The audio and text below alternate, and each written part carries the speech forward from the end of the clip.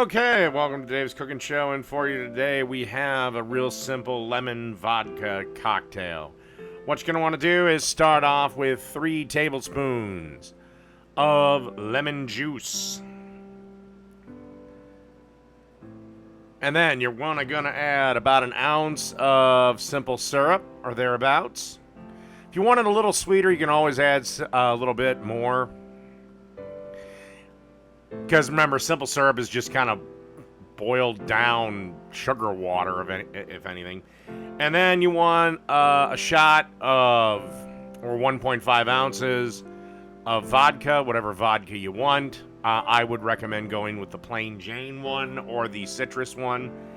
And then about a half a shot or a half an ounce of triple sec. Put all this in a shaker. Shake this motherfucker up like you're jacking a blue whale off. And then just pour into a glass with some ice. And that's it. Lemon vodka cocktail. Done.